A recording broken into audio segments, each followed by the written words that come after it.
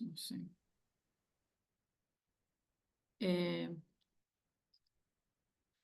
Pregunto, ¿bien, ven la diapositiva? No, es que Sí yo se no. ve, yo Sí, la ya estoy se viendo. ve, ya está Sí. lista. Pero ¿se ve la principal o se ve toda? Es que no estoy clara. Se ve sin presentación, o sea, se ve Ajá, ok. Tiene que darle tipo en borrado. Exacto. presentación. ¿Dónde pongo presentación? Es que no la encuentro. No, usted misma en donde está el cuadrante abajo, eso, aquí la tercera, 1, 2, 3, la cuarta, ahí. Ya. ¿La están viendo?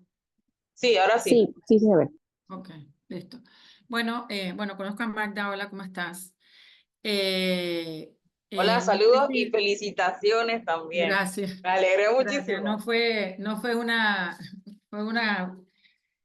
¿cómo se llama? Una campaña un poquito compleja, pero bueno, gracias a Dios.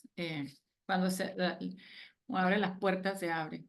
Yo quería como iniciar que con las personas que están adentro, como que si se pueden presentar eh, para ver más o menos que hablen, o sea, como que se digan su nombre,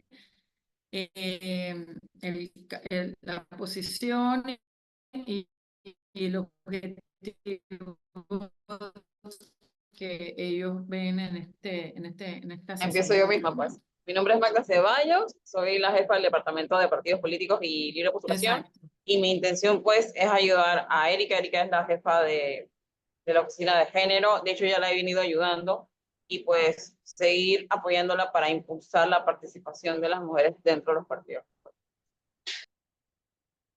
Ujú. Ok. No sé, Salib.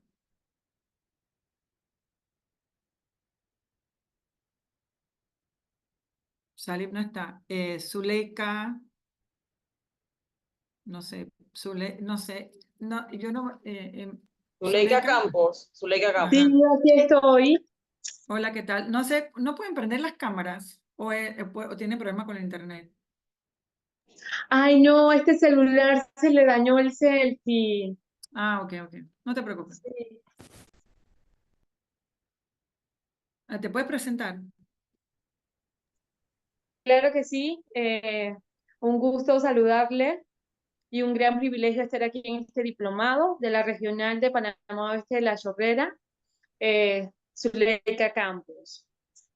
Y, ¿me puedes decir cómo, tiene una licenciatura y exactamente en qué trabajas? Un poquito más de información. Ok, soy directora regional de aquí de Cedulación de La Chorrera. Ok. Tengo una licenciatura en Ingeniería en Especialización Administrativa, Ujú. así que soy una garante de que ofrecer servicios con calidad y calidez a todos nuestros usuarios. Ah, gracias. Medina, yo estoy hablando con las que veo, las que voy viendo. Ashley Barrera, Buenas tardes, profesora. Buenas tardes a todos. ¿Me escuchan? sí.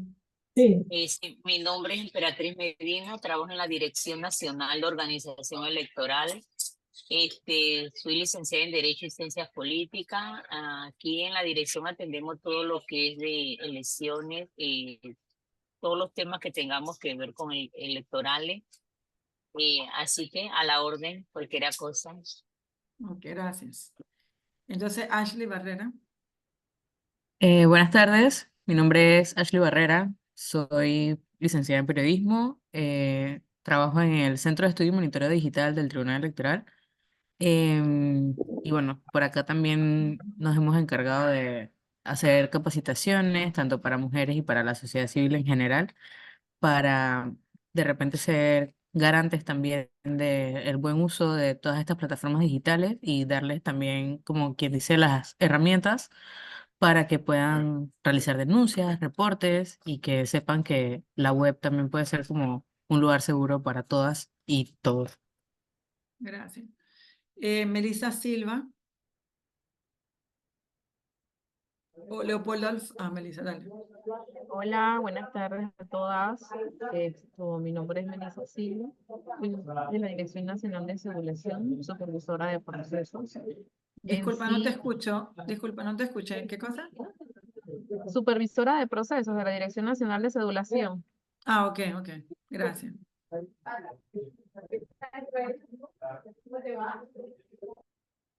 Gracias. Y la verdad que no, ajá, acuérdate también, me gustaría que me Buenas contestaras. tardes, Ajá. Erika mucho Jiménez, gusto, Erika Jiménez, de Igualdad de Género. mucho gusto. Y el objetivo de estar, o sea, acuérdense que quisiera que me dieran el nombre, su título y brevemente por qué están tomando el diplomado o este curso. Me imagino que ahora sí sigo Profesora, yo. Leopoldo, dale. bueno, Hola, ¿cómo estás? ¿Qué tal? Un placer saludarla de nuevo, profesora. Buenas tardes a todos. Mi nombre es Leopoldo Alfaro. Soy el director del Centro de Estudios y Monitoreo Digital. Y la razón por la que estamos tomando el curso es porque desde la parte de comunicación digital del Tribunal Electoral hemos adoptado la batalla contra la violencia política por razón de género como eje transversal de la comunicación del tribunal. Entonces, pues nos hemos ocupado especialmente de conocer acerca de la materia y poder visibilizar los actos de violencia política por razón de género en las redes sociales y además de eso, como bien decía Ashley, aportar canales por los cuales se puedan hacer denuncias y recoger información que después se pueda usar para incidencia política. Ok, excelente. Mirta López.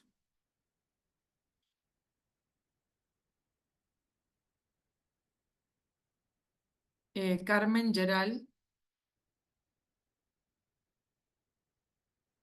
Angélica Serrano. ¿Está? Hola, buenas tardes. Ah, Mirta. Buenas Ok, hola, tardes, Mirta. sí. No sé, ¿sí se me escucha? Sí, sí, perfecto. Ah, ok. Buenas tardes, profesora, y a todos los compañeros y compañeras. Mi nombre es Mirta Esther López Cedeño. Actualmente estoy como directora regional de Sedulación de COCLE.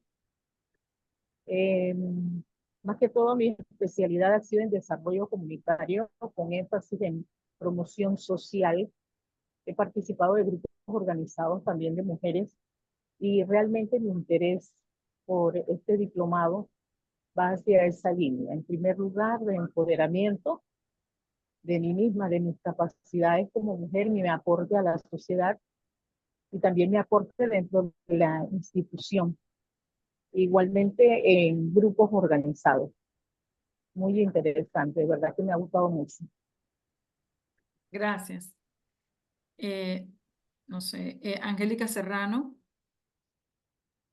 Buenas tardes, Buenas ¿me tardes. escuchan? Sí, claro que sí. Buenas tardes, mi nombre es Angélica Serrano, soy licenciada en Desarrollo Comunitario, también igual que la licenciada Mirta. Trabajo en la Oficina de Igualdad de Género en la Regional de Panamá Oeste, acá con la licenciada Zuleika Campos también.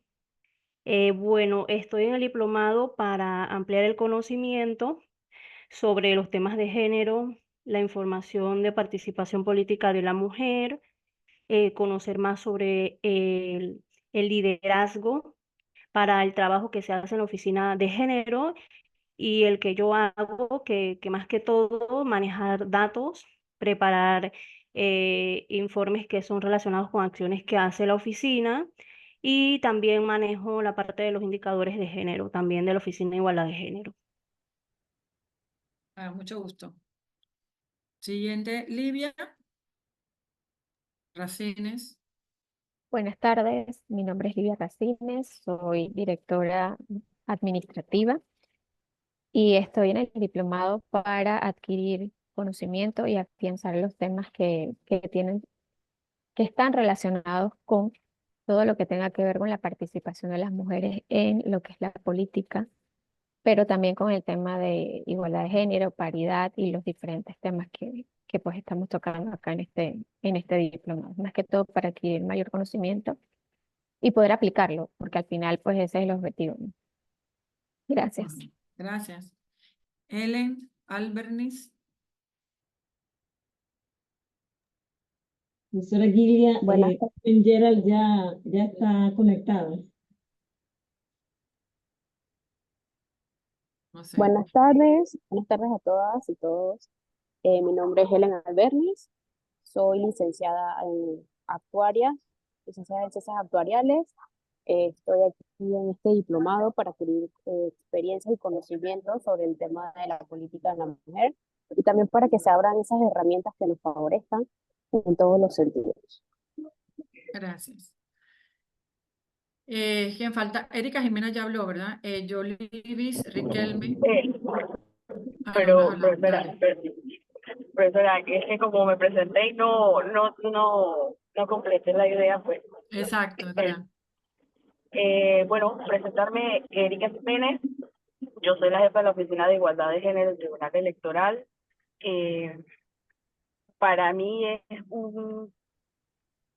es una emoción muy grande poder promover este diplomado a través de la oficina y tomarlo, por supuesto, para transversalizar esta perspectiva de género en el Tribunal Electoral, para que desde las direcciones regionales, como en efecto tenemos en este diplomado, desde la oficina, poder promover acciones, programas y proyectos en torno a al ejercicio pleno de los derechos políticos de las mujeres. Gracias. Excelente. Yolivis Riquelme. Hola, buenas tardes, ¿me escuchan? Sí, claro. Ok, Yolín Riquelme, soy asesora en el despacho del magistrado Luis Guerra, abogada de hace casi 20 años, ya el próximo año. Bueno, con maestría en Derecho Procesal, Docencia Superior, Derecho Penal y en Gestión Medioambiental. Mi interés pues en participar del diplomado básicamente es ampliar conocimiento y conocer en cuanto a los avances de la inclusión de género en los espacios sociales. Ya próximamente el otro año debiera de iniciarse el proceso de instalación de lo que es la Comisión de Reformas Electorales y pues el tema de la inclusión femenina dentro de los espacios políticos es un tema pues que es bien importante, bien apasionado y que hay que revisar con las nuevas reformas electorales. Un placer. Exacto. Mucho gusto. Sí, profesora. Maruri. Carmen Gerald estaba faltando por presentarse. Maruri y Cristina Isabel Vallejo. No están. Cristina Isabel Vallejo. Hola, buenas Sí. tardes. Ajá, hola, ¿cómo estás? Bien, yo soy Carmen Gerald Barrías, socióloga. Estoy en la Universidad de Panamá Ok. y estoy acá un poquito, pues por supuesto, como muchas de las que nos acompañan, con el interés de ver el tema de participación política de las mujeres, ampliar información y tener pues la posibilidad también de lo que vemos acá, también replicarlo en los diferentes espacios académicos. Gracias. Ok, gracias a ti. ¿Quién falta por...? Buenas tardes, hola, es hola. Cristina. Disculpe, tenía Cristina, problemas hola. con la conexión. Ajá. Ok, buenas tardes. Les saluda Maruri Pimentel. Trabajo en el Tribunal Electoral como traductora pública en relaciones internacionales, pero el tema de género es algo que ya vengo desarrollando desde hace varios años. Trabajé inclusive con Carmen en otrora, lo que era el género, el sello de género de igualdad en las instituciones públicas. En ese momento laboraba en el Mitradel y también desarrollamos el sello de igualdad de género en las empresas privadas conjuntamente con el PNUD, así que siempre hemos estado pues en este tema de la igualdad de género, entre otros temas que hemos tocado de paridad conjuntamente de proyectos con el BID y el Banco Mundial. Y entonces estando aquí en el Tribunal Electoral pues es otra manera de aprender un poco más, aparte de consolidar todas las herramientas y ver entonces de qué manera la mujer en la política puede desarrollarse y romper paradigmas y escalar a puestos de mando y decisión sin ningún tipo de limitantes o cortapisas. Excelente. Bienvenida, Maruri. Gracias. A usted también. Entonces, ¿quién faltaba? ¿Ya? Ya no faltaba más nadie. Todo el mundo habló, los que están presentes. Buenas, Ajá. Hola, Rosalba. hola, ¿Cómo ya me estás? conoces, Julia. Claro que sí, ¿cómo estás? Sí, muy bien. Acabo de entrar, así que me disculpo por haber entrado tarde. No te preocupes. Me imagino que es la presentación. Sí, sí, estoy pidiendo que se presenten y el objetivo de, o sea, como el título, la posición, como se sienta más cómoda y la razón del diplomado. Bueno, sí, sí. Bueno, aquí ya todo el mundo, que creo que de los que están presentes nos conocemos. Rosalba Shin, ya del Tribunal Electoral, su directora ejecutiva institucional. Nuestra dirección tiene que ver básicamente con un eje transversal, el tema de ver la igualdad de género y la perspectiva de género. Igualmente, nosotros presidimos el Comité de Igualdad de Género para la obtención de la herramienta del sello de igualdad de género para instituciones públicas. Trabajo directamente con la magistrada Yara Campo, que es una lideresa en cuanto al tema de género, así que, y estos tipos de conocimientos para actualizar no solamente, mientras más información y conocimiento tengamos y podamos ejecutarlo, de esa misma manera podemos transmitirlo e impulsarlo a nivel en nuestros distintos ámbitos en que nos desenvolvemos. Así que sí es importante dar esa mirada de que no, no solamente es, como decía en uno de los últimos trabajos, la presencia femenina en los puestos de toma de decisiones, sino que tengamos conciencia de género en lo que hagamos y también podemos transmitirlo a nuestros congéneres, ¿no? Varones que puedan compartir esta visión. Así que muchas gracias. Ok, bueno, muchísimas gracias. Sí, buenas tardes. Ok, hola, Sí, Cristina. falto yo. Mucho gusto, yo soy Cristina Isabel Vallejos, soy colaboradora del Tribunal Electoral y estoy en la parte de administración de redes sociales, estoy en el centro de monitoreo de la parte pues digital, con todo lo que tiene que ver con el tema de la página del tribunal, la parte del TikTok. Y bueno, yo estoy aquí porque a mí este tema siempre me ha gustado mucho. Soy mujer, soy joven y pues yo siento que uno tiene que, lo que uno quiere para uno lo quiere para los demás. Entonces, pues hemos avanzado mucho en la sociedad como mujeres, pero todavía falta muchísimo camino. Y bueno, más que nada por eso, para instruirme, porque la educación es algo que nos lleva a lugares donde nosotros no imaginamos. Así que bueno, por eso estoy aquí. Y Muchas gracias, Cristina. disculpe que entré un poco tarde a la sesión. No, no se preocupe. Yo no veo nada, así que yo no sé cuándo, si entraron tanto o no. Yo no lo veo, porque se ve todas o sea, no es como en el salón de clase que tú estás viendo que la gente llega tarde. Yo veo como hasta un punto, así que tú no te preocupes. Porque creo que ya, si todo el mundo se ha presentado, bueno, es un placer estar aquí con ustedes. Bueno, definitivamente tenemos... Profesora, falta Bonilla.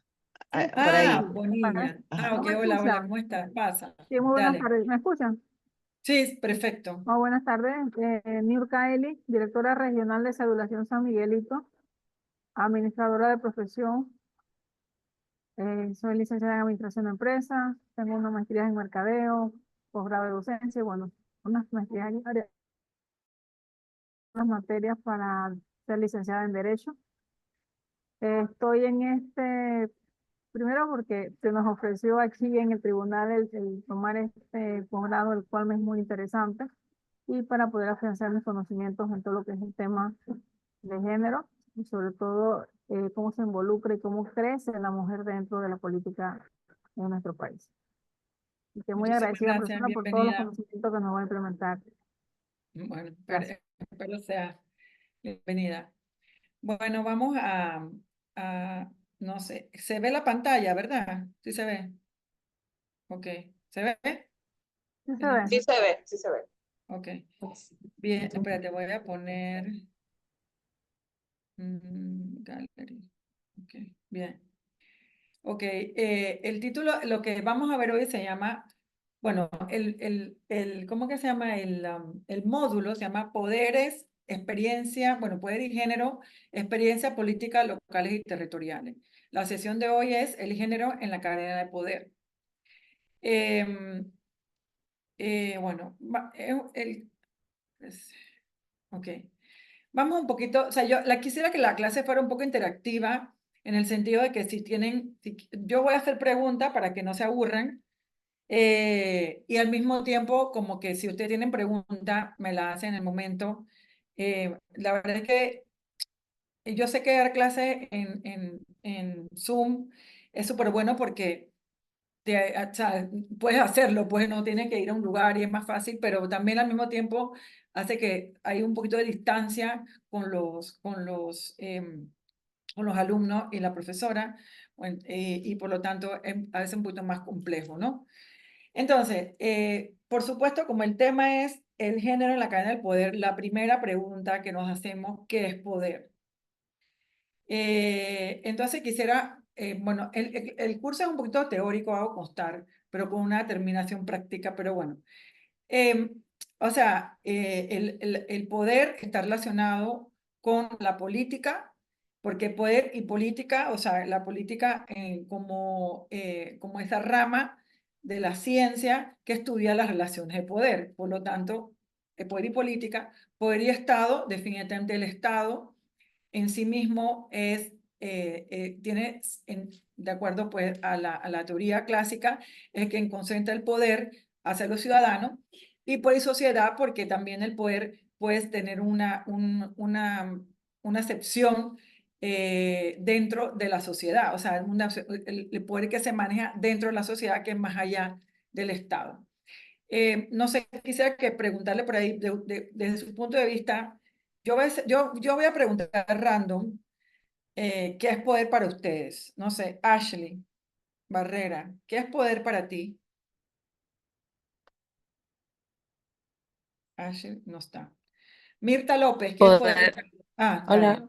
Sí.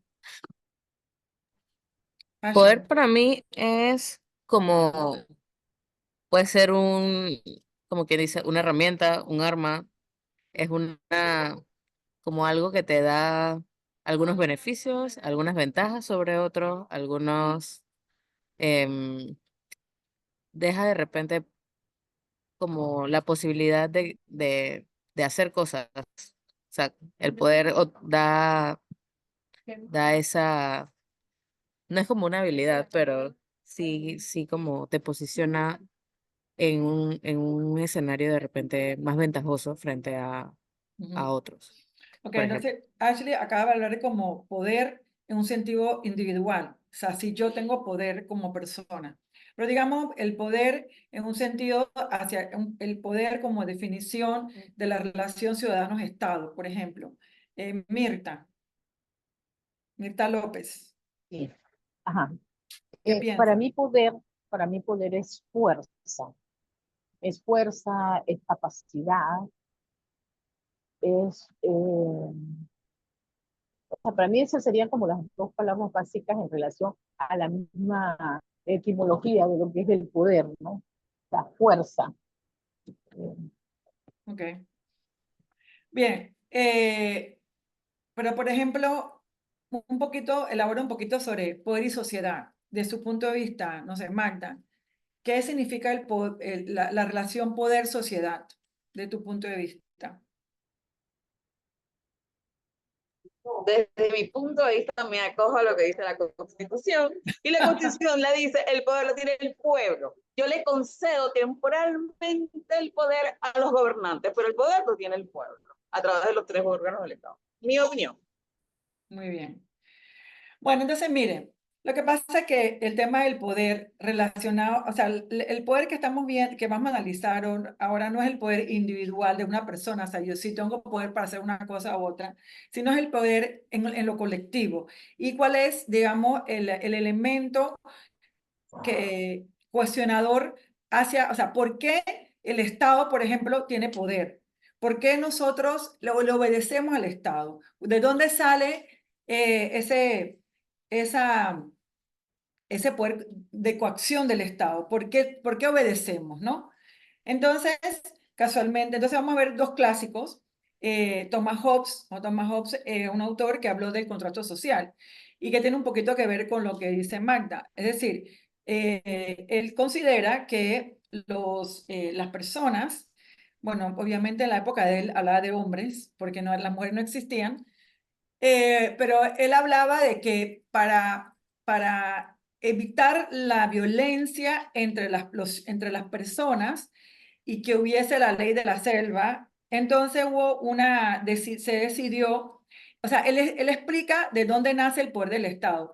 Él decide que hay un contrato entre todos los ciudadanos y de ese contrato entonces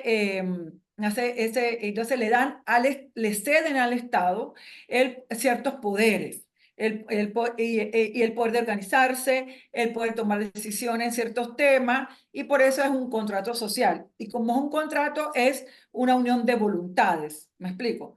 Entonces, para Hobbes, o sea, tanto para Hobbes como para Max Weber, el poder es la capacidad para generar obediencia y por lo tanto dominación. Esto es digamos, de mi punto de vista, es una definición clásica del poder. Capacidad para generar obediencia y por lo tanto dominación. Se entiende el poder, digamos, una forma vertical donde hay un Estado debido a donde un Estado, el Estado ejerce ciertas funciones y los ciudadanos obedecen. Leopoldo, ¿tenías la mano levantada o fue error? No, ok. Sí, pero voy a dejar que usted termine de exponer. Ok. Entonces, Thomas Hobbes decía que el poder eran los medios presentes, o sea, que la definición de poder para él, los medios presentes de un hombre para obtener un bien en el futuro. Esa definición del poder se entiende justamente que es como la capacidad que tiene, o sea, como el ser humano individual cede su poder hacia el Estado para la búsqueda de un bien en el futuro, que es la paz y la convivencia, ¿me explico? Entonces, y lo vamos adelantando un poquito más adelante, y vamos a ver Max Weber, que es un pensador ya del siglo pasado, que dice que el poder es la probabilidad de imponer la propia voluntad dentro de una relación social, aún contra toda resistencia y cualquiera sea el fundamento de su probabilidad. Es decir, vemos lo mismo, es el hecho de tú dominar, de tú demostrar que tienes un mandato, pero dentro de una relación social. ¿Cuál es la relación social? El Estado, ¿me explico? Entonces, estamos ahí en ambos autores, donde digamos que es un poco la definición clásica que también ha dado, por ejemplo, Ashley a nivel individual, es el poder, es la capacidad yo de influir sobre alguien más o sobre alguien más y por lo tanto de lograr que se haga algo. Para Thomas Hobbes tenía un fin. El fin era la paz, y la justicia y el Estado. El Estado. Para Max Weber es más bien más relacionado con la sociedad en general. ¿Me explico?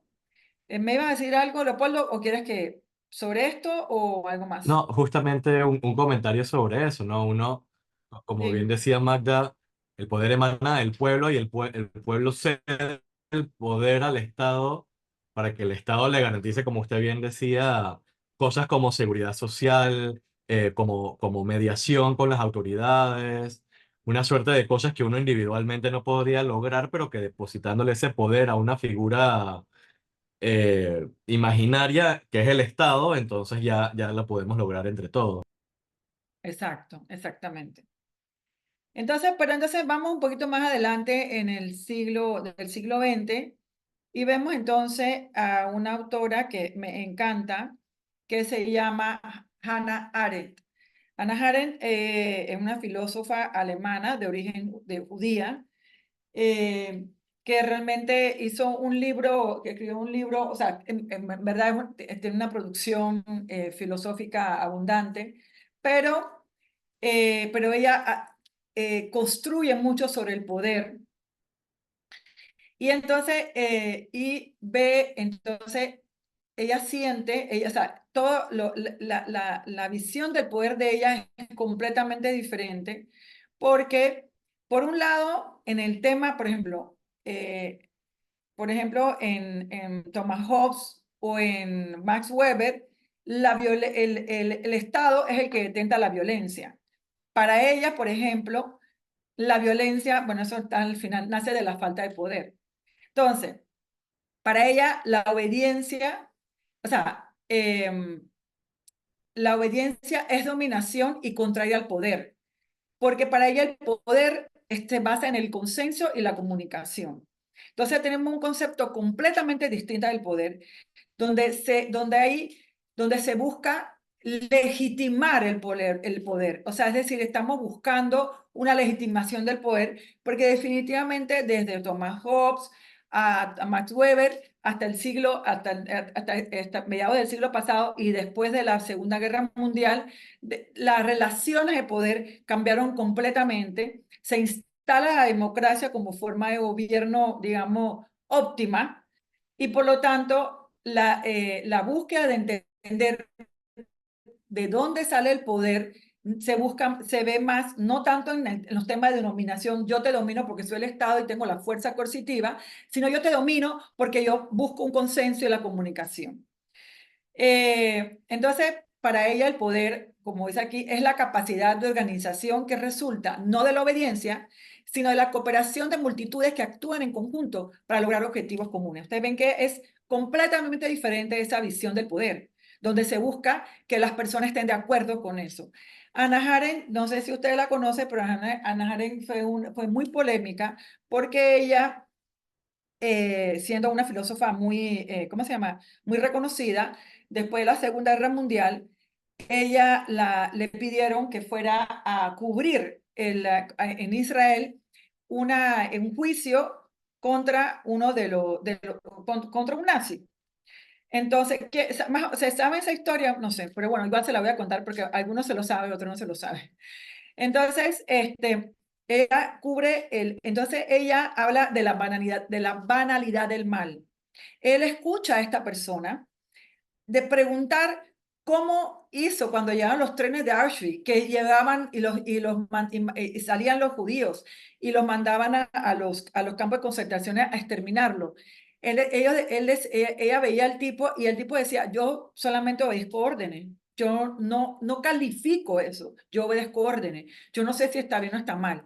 Entonces ella se dio cuenta ella se dio cuenta que esta persona que estaban buscando, o sea, de su punto de vista no es que era malo, simplemente la vida lo puso en una posición donde tenía que obedecer órdenes, él le daba lo mismo. Bueno, no sé si le daba lo mismo, pero en el sentido que su mayor motivación o su mayor justificación para hacer eso es que simplemente eran sus órdenes, eso es lo que él tenía que hacer. Y entonces ella dice que entonces habla de esa banalidad del mal porque dice, él no es que él teorizó sobre lo que estaba pasando, no es que él dice, yo estoy matando millones de personas, sino que simplemente me ordenaron y como el poder es consenso y comunicación, Hitler y todo, por supuesto, Gaulle y lograron ese consenso, esa comunicación de decir, esto es lo bueno para lograr una Alemania. De ahí, entonces dice, fíjese lo interesante, es la capacidad de organización que resulta no de la obediencia, sino de la cooperación de multitudes que actúan en conjunto para lograr objetivos comunes. O sea, miles y miles y miles de ciudadanos alemanes cooperaron con todos la búsqueda, denunciaban a los judíos escondidos, o sea, ellos fueron parte del genocidio, pero no es el miedo solo, la capacidad del Estado solo no explicaba esa conducta de los alemanes de, ¿cómo que se llama?, de denunciar o de hacer las cosas que hicieron contra los judíos sino que la explicación más grande decía, no, es la dominación, la capacidad que tiene el Estado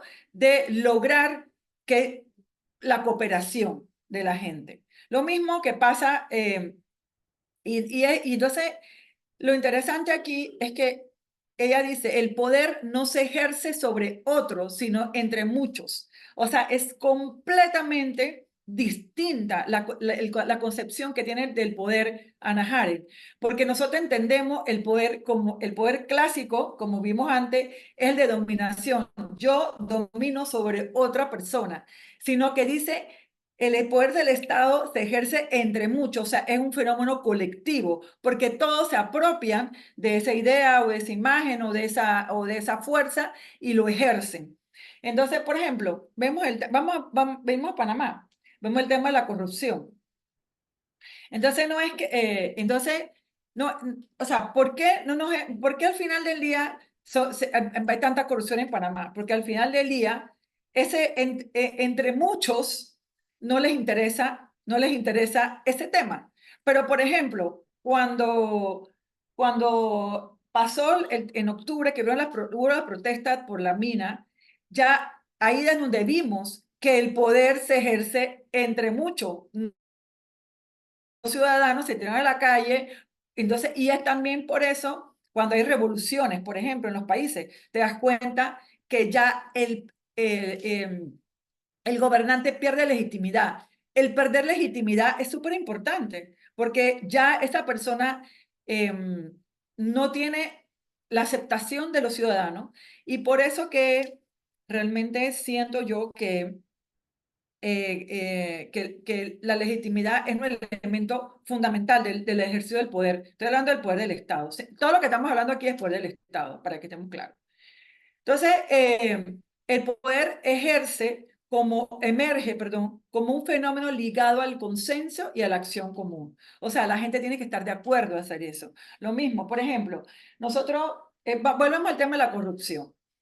O sea, nosotros, los ciudadanos, de alguna manera, sabe que es corrupto, pero lo sigue haciendo. Hay un consenso entre todos, una acción común. Te para el policía y le da $5 porque no quiere pagar la multa.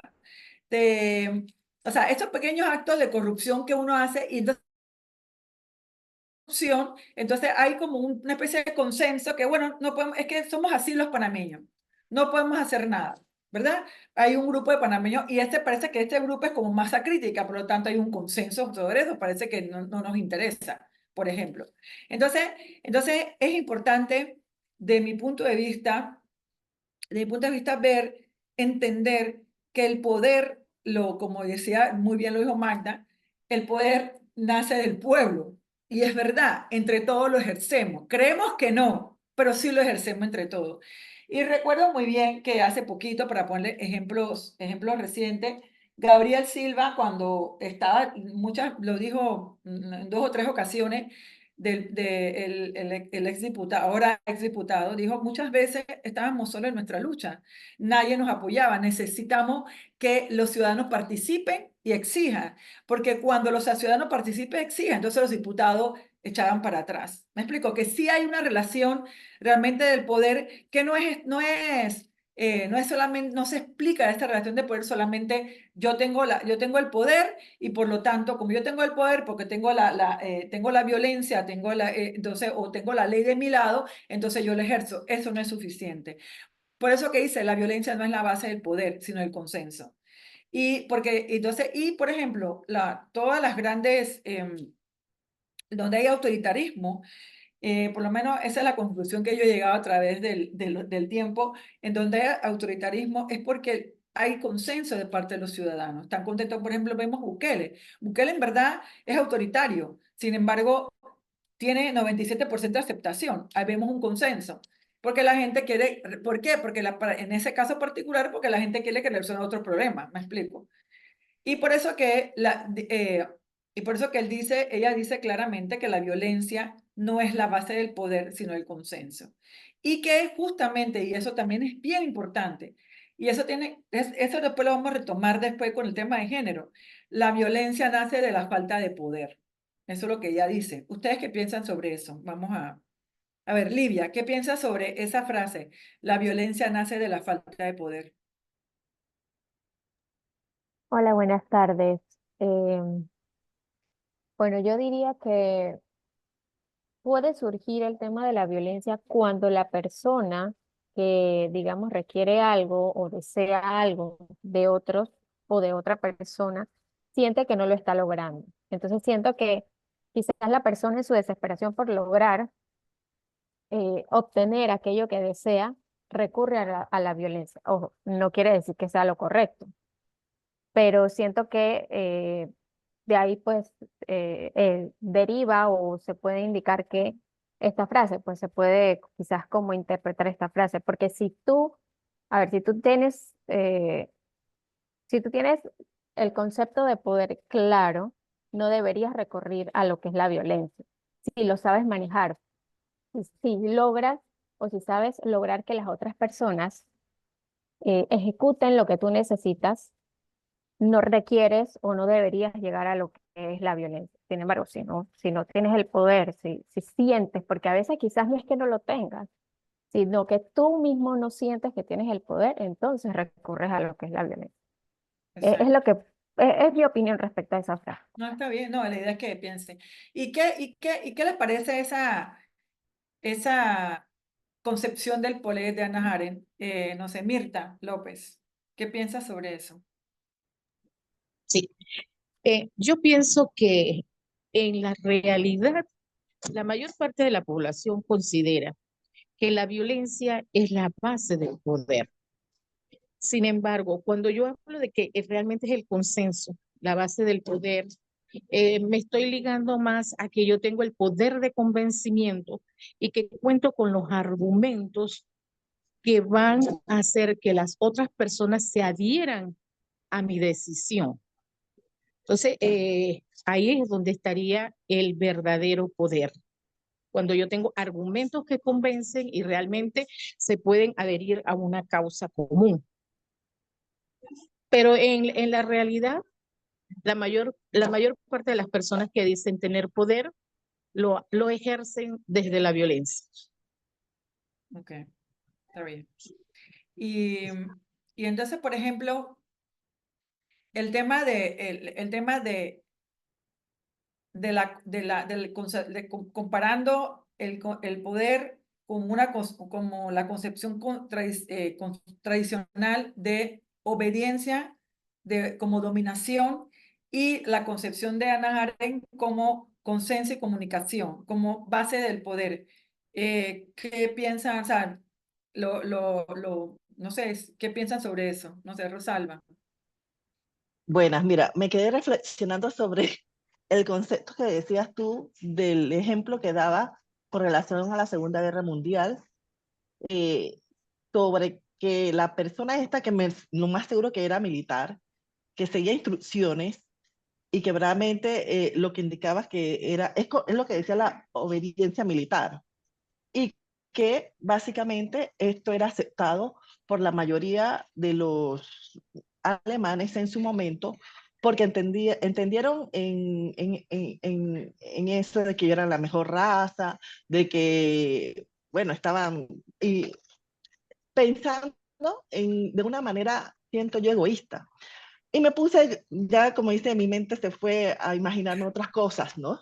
En el sentido de que si a ti te dijeran que, y me disculpa el paralelismo, si tú tienes para vivir muchos años, comer heces fecales, así, heces fecales, porque es aceptado, hay estudio y hay estudio y vas a poder vivir más, esto es aceptado por tales teorías, ¿tú lo harías? Es lo que me pusiera a pensar. ¿Me explico? Porque hay cierta legitimidad, porque cierto grupo de personas dicen eso. No, al fin y al cabo, o sea, nadie puede estar por encima de lo demás, y menos lo que es la vida del ser humano. ¿Me explico? Entonces, yo me ponía que en esa parte, ¿tú vas a dar la obediencia militar así por así? No, en ciertas medidas porque tú lo aceptas. O sea, compartes esa visión. Entonces, la legitimidad, hasta qué punto es aceptada. Y un ejemplo, por ejemplo, en estos países que son denominados autocráticos, donde decir autocráticos, pero te dicen, bueno, tienes seguridad, no tienes ciertas libertades, o sea, ciertas libertades, pero te brindan seguridad. Así es. Y entonces, de lo que estos países que son en teoría democráticos, pero hay violencia por todos lados, violencia digital, puedes decir todo lo que quieras. Entonces, ¿hasta qué punto esas valoraciones, y es como están,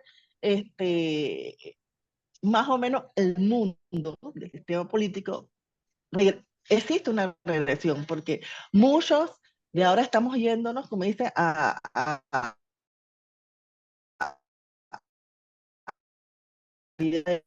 autocráticas, la seguridad, abona más por la seguridad, en el caso de Bukele, que por las libertades.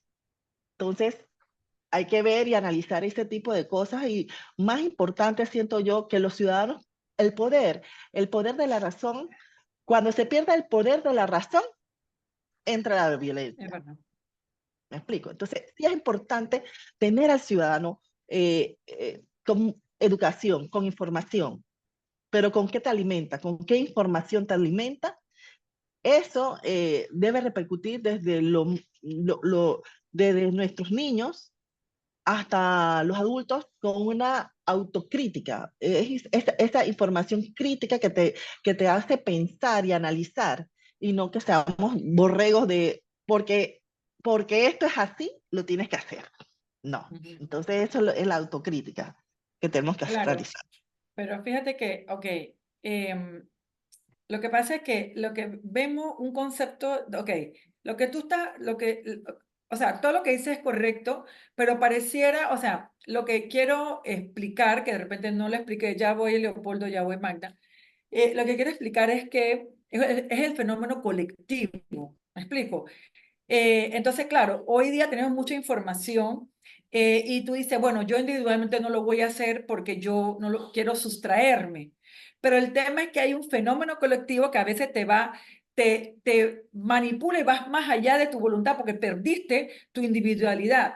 Y los que trabajan en redes aquí, que hacen todo el tema de redes, se dan cuenta cómo y ha habido, inclusive lo podemos ver hoy día, cómo las redes sociales han modificado elecciones. Por ejemplo, cuando se separó el Reino Unido de Europa, eso fue que una voluntad manipulada a través de las redes sociales, ¿no? Y fue comprobado.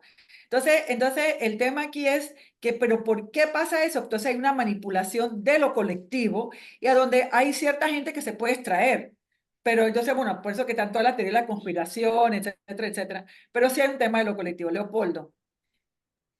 Sí, gracias. No, no, solamente por hacer la comparación, esa definición tradicional de poder parece venir más como a describir el ejercicio inmediato del poder. O sea, y tiene como una connotación muy masculina. Yo en este momento te demuestro mi capacidad de influirte y te amenazo o te coerzo para que logres algo. Sin embargo, esta definición de Hannah Arendt eh, más bien habla de ese poder que hasta podría llamarse más perverso porque o sea, es una clase de poder que se perpetúa en el tiempo y en la sociedad y nadie sabe, la gente se vuelve víctima y victimario del poder a la vez, porque entonces eh, te vuelves una persona que refuerza esas costumbres y a la vez a veces eres atropellado por ellas. En el caso del nazismo, eh, las mismas restricciones que al principio se aplicaban solamente para grupos minoritarios, después se fueron aplicando para el resto de las personas y ya no tenías cómo echar para atrás. Habla mucho de cómo el no tener poder para proteger tus propios intereses, entonces es lo que genera la violencia, porque al yo no poder contrarrestar esa presión que me ponen a mí por mis propios medios, entonces me veo victimado del sistema, que a veces puede ser bueno, o sea, dependiendo, pues, o sea, Claro. el mismo ejercicio de poder que dice que no me puedo saltar la cola para pagar en el súper es el mismo principio de poder que se usa para después, no, es que fulano de tal sí tiene derecho a saltarse la cola porque él es más importante que tú. Solamente Pero está ese comentario. interesante lo que dice, pero vemos, o sea, yo lo veo así. Yo siento que definitivamente el poder clásico del tema de dominación lo veo como un poder vertical, muy masculino.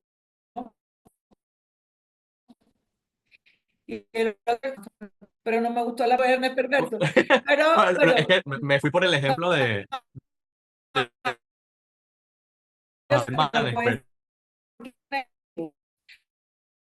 pero sí, lo importante lo que me queda es que porque somos una sociedad, le sí. da la responsabilidad a todos. Y en ese sentido tú tienes toda la razón, porque le da la responsabilidad a todos. Por eso que cuando ahí dice que un país tiene pobreza, todos somos responsables al final de eso, no solamente sino es una cadena de responsabilidades que admite que haya desigualdades, que admite que haya pobreza. Entonces dice, yo no tengo la culpa porque yo en verdad, yo pago mis impuestos, yo le doy, hago beneficencia, yo no tengo la culpa de que haya desigualdades. No, pero todo el mundo contribuye de alguna manera, ya sea no haciendo nada, ya sea quedándose callado o ya sea, me explico, es decir, todos somos responsables y esa responsabilidad colectiva, esa idea de responsabilidad colectiva, creo que es muy interesante.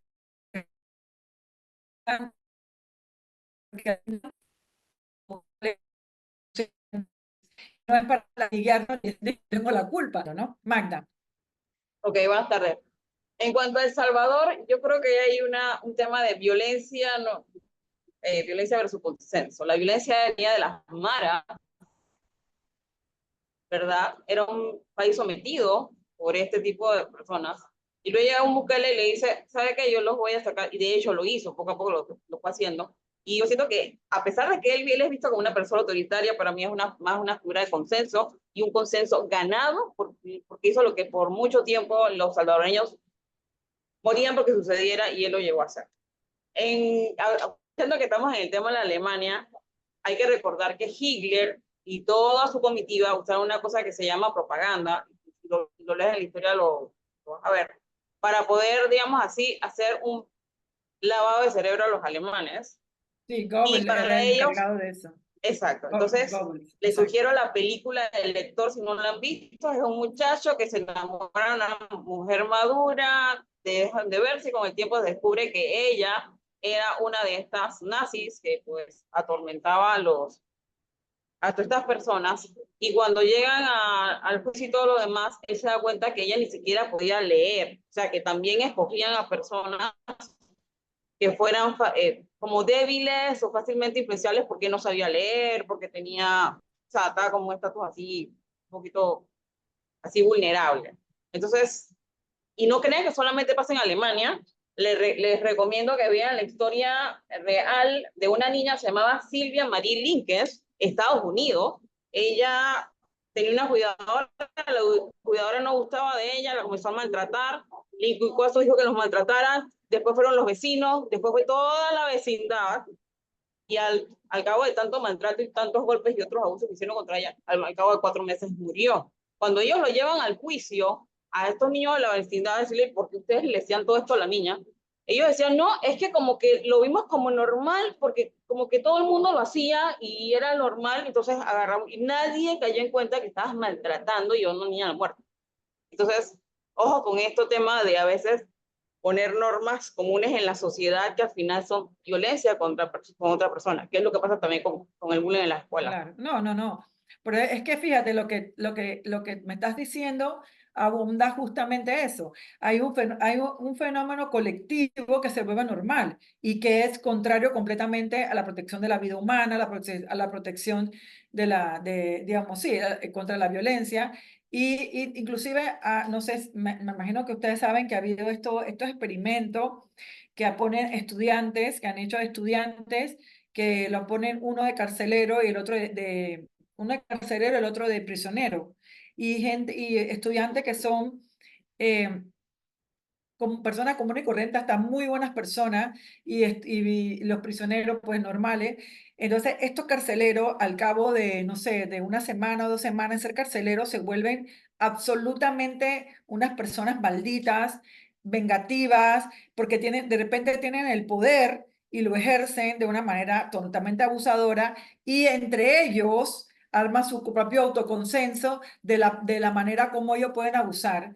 Y entonces en ese tipo de experimento te das cuenta cómo la naturaleza humana es cambiante y que tú te vas justificando. Lo mismo que, por ejemplo, no sé, la gente corrupta nunca dice, es que yo soy corrupto, jaja, no, ellos se van justificando por las razones que sea.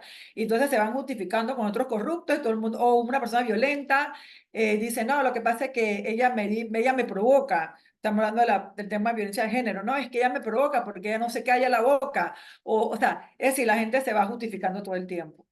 Y con respecto a Bukele, definitivamente o sea, lo que pasa es que lo mismo pasó con Uribe. O sea, lo que pasa es que la democracia colombiana me parece que tiene mucha más fortaleza, pero Uribe trató de seguir, de hacer un tercer mandato y modificar la constitución, y ahí donde yo siento que, bueno, a nivel personal, siento que ya, o sea, tú modificas la constitución para quedarte allí. Entonces, como que de mi punto de vista, desde yo defensor de la democracia, no me parece correcto. Y en Panamá, por ejemplo, el Toro trató de modificar la constitución para él reelegirse, que bueno, yo considero que fue un excelente presidente, pero yo voté en contra. Yo voté en contra porque yo dije, porque era una reelección inmediata, era una norma que se hizo para él. Entonces, bueno, eso no tiene nada que ver con el poder, pero ya que hablaste del tema, estoy ahondando. No sé si ¿alguien más quiere decir algo? Entonces seguimos. Ok. Vamos a ver un poquito género y política, una mirada al feminismo subjetiva, porque obviamente todo este tema del poder lo tenemos que relacionar con el tema de género, que es donde vamos, digamos, ya a profundizar un poquito, ¿no? Ustedes han escuchado la frase, lo personal es político. Ashley, no sé, alguien que no haya hablado porque es que, Aida, María Clemán. Aló, Aida. Cristina, Aedo, Salib, como que no escuchan o no están, se perdieron. Alguien que no haya hablado de los 3 que están ahí, de los 3 que están ahí. Melissa. Por favor, son más participativos. ¿Quiénes? No sé. Idalia. Ajá, ¿qué tal? ¿Puedes repetir la preguntita, por Claro favor? que sí. Si has escuchado la frase, lo personal es político. Lo personal es político. ¿Qué debo decir qué opinas sobre eso? No, sí la he escuchado. O sea, es una frase completamente, una frase muy clásica del feminismo. Bueno, dime qué te dice a ti, pues, Ida, ¿qué te dice a ti la frase esa? Lo personal es político. Es político. Bueno, yo pienso que podría ser que de acuerdo a mis intereses, yo piense que las personas que me representan a través de mis autoridades tengan agendas para lograr que esos intereses que me interesan a mí, a mi grupo, ¿no? O el grupo con el que yo me identifico, pueda ponerlas como en práctica y por obra, ¿no? Y que al final queden siendo una normativa o en algo que se traduzca en lo que Gracias, me Idalia. interesa. Alguien por aquí, ok, gracias, Idalia. Alguien por aquí ha escuchado esa frase, lo personal es político. Sí, la he escuchado. Yo sí la escuché. Esa fue una frase que se utilizó durante la década de los 60 y los 70, como bien dice la profesora, por el movimiento feminista, y que al final cuando uno mira hacia atrás, hay mucha vinculación de la frase cuando finalmente se aprueba la Convención para la Eliminación de todas las formas de discriminación contra la mujer, la CEDAW en el 79. Eso es bien interesante porque cuando uno ve las convenciones o convenios, siempre están los antecedentes. Y un antecedente claro de la CEDAW es ese proceso que se da entre las mujeres jóvenes. Y lo interesante de que, o sea, es una frase como tan sencilla, pero encierra tanto de que lo personal es político, es algo que todavía hoy en Panamá, cuando uno le dice a las personas, te digo la primera parte de este dicho y tú me respondes la segunda, y generalmente todas las personas que estamos en esta sala no la sabemos. Voy a hacer la prueba. ¿Me permite? Claro, por supuesto, La dale. primera parte la primera parte del dicho es, en pelea de marido y mujer. No te debes meter. Así es, casi todas respondemos, todos los que estamos en la sala. Lo cual hay que Este cambiar tiene esto. mucho sentido, así es, porque de eso se hablaba en ese momento, de que muchos de los sucesos que se daban en la vida personal de las mujeres son temas que tienen que ser de interés de la política pública del país y bueno, de la normativa, de la legislación, ¿no? El tema de la violencia, la discriminación. Cambio. Ok, muchas gracias, Carmen. Excelente. Efectivamente, lo personal político fue grito, como un grito de batalla de las feministas. Lo que pasa es que, como ustedes saben, existe el campo de lo público y el campo de lo privado. Entonces, cuando hacen esos chistes, dicen que no, que mi mujer me manda, jajajaja, lo que están diciendo es que la mujer manda en el campo de lo privado, no en lo público. ¿Me explico?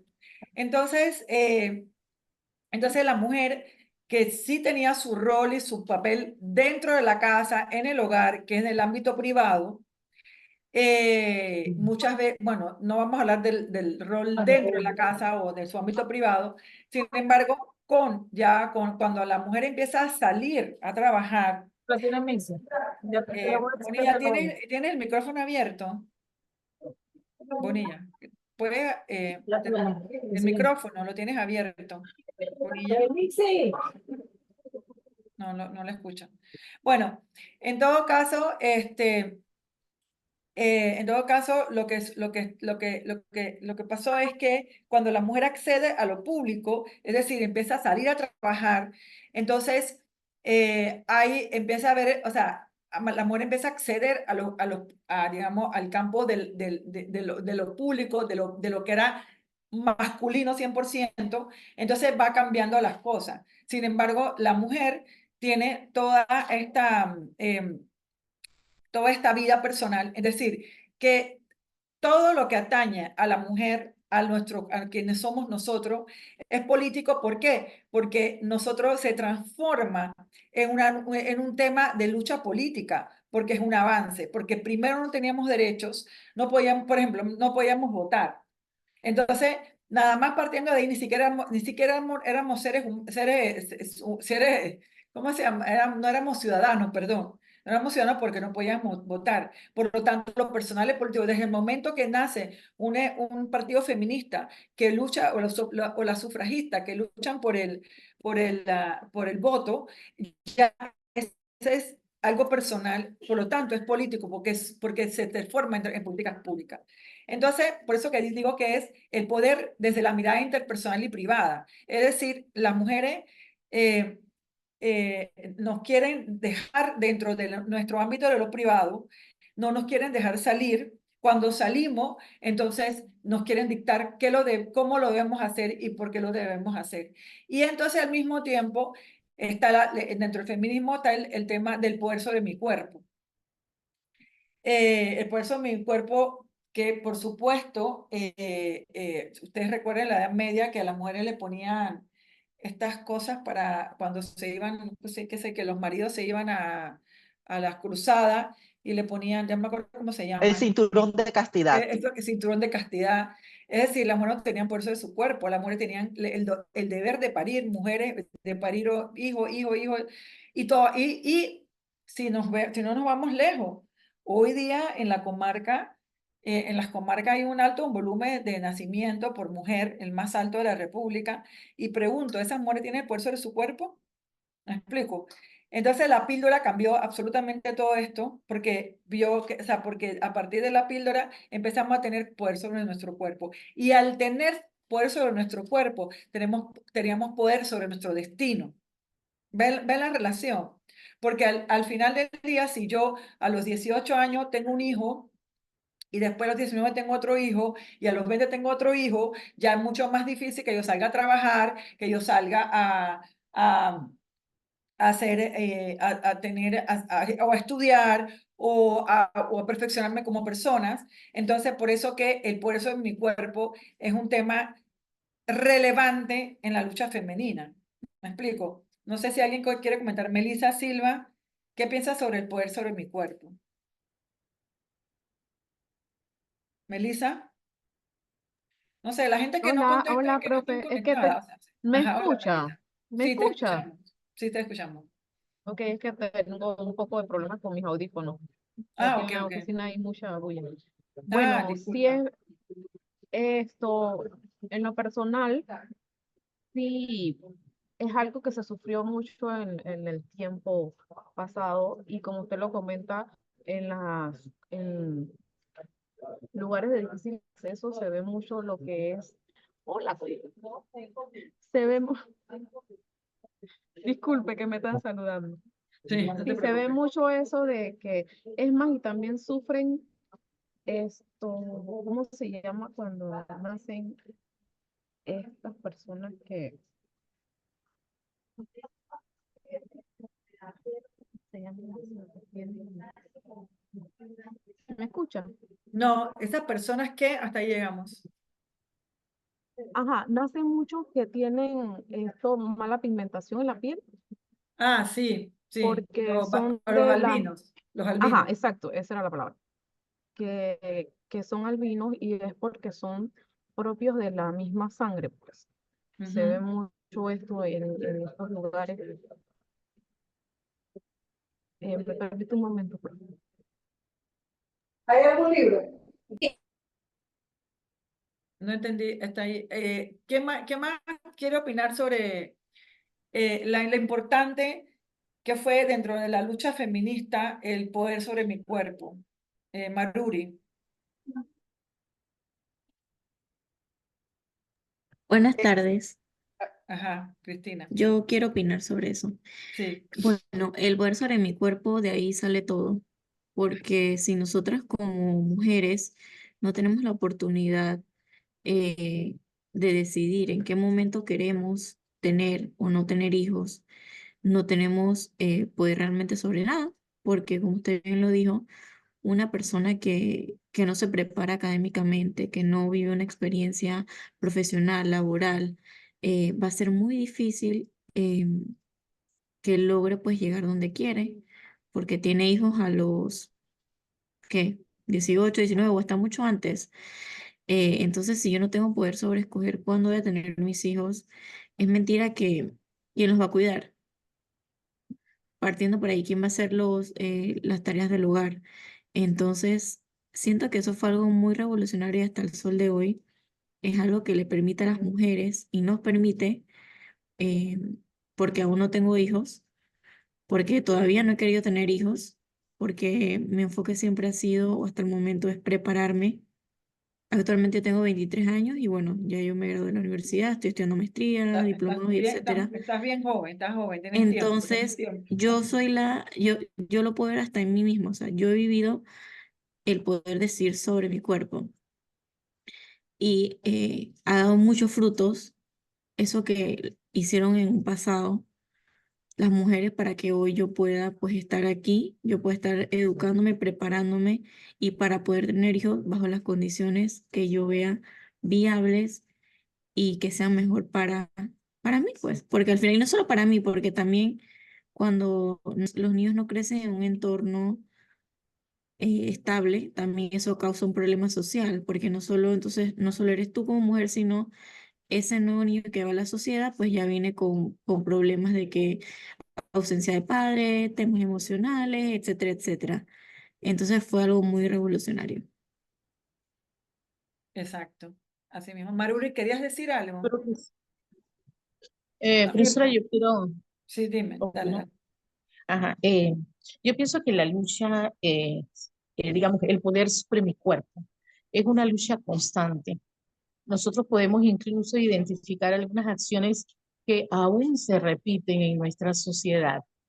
Hay hombres que no dejan que la mujer se corte el cabello, o si para cortarse el cabello necesita pedirle permiso primero. Hay mujeres que a veces se maquillan y el hombre de una vez le dice, ¿y tú para dónde vas? O sea, ¿cuál es realmente el poder sobre mi cuerpo? Y ahí está lo que nosotros podemos ver hoy, la violencia. Yo conocí a una señora que me hablaba, digo, ella todavía no ha fallecido, y me decía, Mirta, cuando yo iba a la tienda y yo regresaba, mi marido me revisaba la vagina para ver si yo no había estado con alguien, ni siquiera de aquí a la tienda. O sea, lo que es el poder sobre mi cuerpo es una lucha constante hasta el día de hoy. Y aunque nosotros pensemos como sociedad de que hemos superado muchas cosas, aún mantenemos el dominio del hombre sobre el cuerpo de la mujer. Así es. Tienes toda la razón. Inclusive, Mirta, no sé, hace unos 30 años todavía no existía la violación dentro, no sé, la verdad que ni sé, creo que hasta más o menos, si tu esposo es tu esposo y dentro del matrimonio quería tener sexo y por lo tanto, de mi punto de vista, tú no quieres y por lo tanto te violaba, ese no era un delito. No sé, no, yo no soy penalista, así que me imagino que ya en Panamá se eliminó eso, pero muchas veces. O los delitos por pasionales, que podían matar a la mujer porque estaba con otro. Es decir, donde se entendía la mujer como un objeto del cual se podía apropiar el hombre, y definitivamente ese poder sobre mi cuerpo es un tema súper importante dentro del movimiento feminista, porque tiene que ver con el sexo, tiene que ver con la identidad, tiene que ver con el tener hijos. Yo no sé si ustedes, ya voy, Leopoldo, no sé si ustedes saben, pero hay estudios que indican que un adolescente que tiene un embarazo adolescente, que tiene un hijo, si tiene un hijo, todavía puede salirse del círculo de pobreza, pero si tiene 2 hijos, ya es prácticamente imposible, y si tiene 3, ya no va a salirse del círculo de pobreza.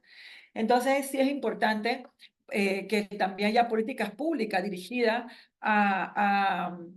bueno, a ese conocimiento de las niñas, de entender que este es su cuerpo y sobre eso tienen derechos.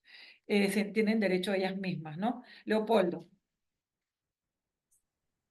Sí, bueno, evidentemente yo no puedo hablar desde la experiencia en cuanto a la coerción de los derechos sobre mi cuerpo, pero sí me llama la atención cómo, o sea, esto es otra versión más de cómo usamos las diferencias de una minoría como para irlos encasillando o controlando lo que pueden o no pueden hacer. O sea, hace N cantidad de años no, era ilegal el matrimonio interracial, por ejemplo. Antes de eso, los esclavos no tenían derecho sobre su cuerpo como tal porque eran vistos como una propiedad.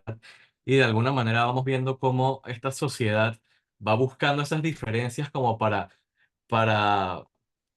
excusar la violencia que se aplica sobre alguien más. Entonces, en el caso de la mujer es ese discurso de, es que tú no puedes hacer esto porque debes cumplir con tus roles de madre o no puedes no puedes desempeñar estas funciones porque no eres físicamente igual a un hombre. Entonces, eh, definitivamente que uno va buscando la manera de cerrar esas válvulas de escape la excusa por la cual no te voy a reconocer este derecho universal es porque tú eres tal cosa o otra cosa. Y eso lo decía Danilo Toro en la charla de apertura cómo las mujeres bien han sabido ir como que cerrando esas válvulas de escape. Ah, es que no estoy preparada, yo estoy más preparada que el hombre promedio. Ah, es que necesitas que yo tenga N cantidad de años de experiencia. Ah, yo tengo N cantidad de años de experiencia. Y cómo se va, o sea, el patriarcado se va quedando sin excusas que usar para poder... Así es, así es.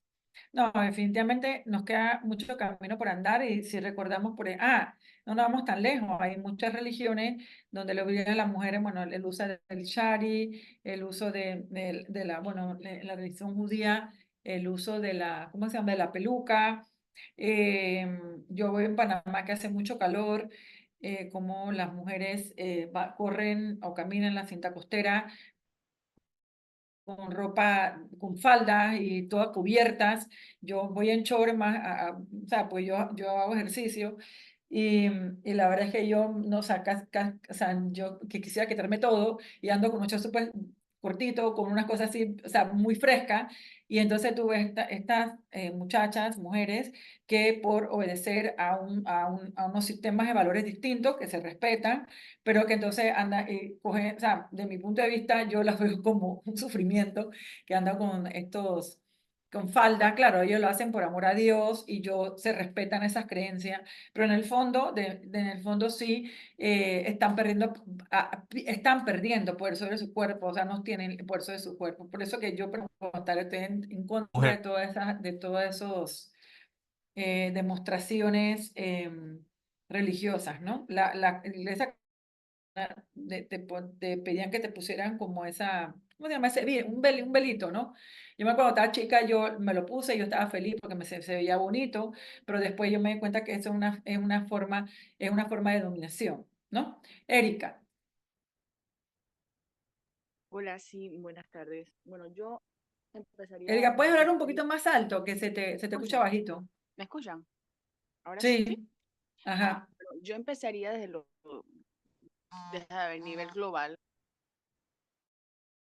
Yo creo que aún en este siglo que estamos, necesitamos trabajar sobre ciertas cosas a nivel global. Matrimonios forzosos es un reto que tenemos como a nivel global, ese tema, poder eliminarlo. Se ve aún, hay mucha tela por cortar también en el tema de matrimonio infantil en algunas culturas, no en nuestro continente, sin embargo, hasta donde se ve, pero sí a nivel global es un tema importante lo de la castración hacia nosotras y un tema de autonomía, de verdad que es un reto aún poder abordarlo. A nivel local, yo lo traduciría también a nuestras culturas indígenas, donde esa autonomía es arreglar de cierta manera algunos matrimonios sin el consentimiento, no necesariamente de una de las partes, ¿verdad? Y de la cultura de que, bueno, creo que ya no lo hacen, pero que cuando las chicas le venían la primera menstruación hacían un ritual que no necesariamente era algo que la chica quisiese que se hiciera. Y creo que también en el sistema de salud pública tenemos mucho que trabajar en este tema de autonomía. ¿Por qué lo digo? Quizás el sistema público de salud está un poco deshumanizado y al estar deshumanizado no necesariamente se respeta lo que uno decida, sobre todo en el sistema público de salud. Es verdad. Y bueno, ese sería mi aporte. Tú sabes, Erika, me acabas de acordar una experiencia personal que les voy a comentar. Yo hace muchos años me operé del corazón cuando tenía 18, 19 años. Y entonces yo me tenía que hacer un examen que era muy costoso y entonces me lo hice en el Seguro Social. O sea que yo tenía, no sé, ponte que 22, 21 años, 22 años, era joven. Entonces fui al Seguro Social a hacerme el examen y era súper joven.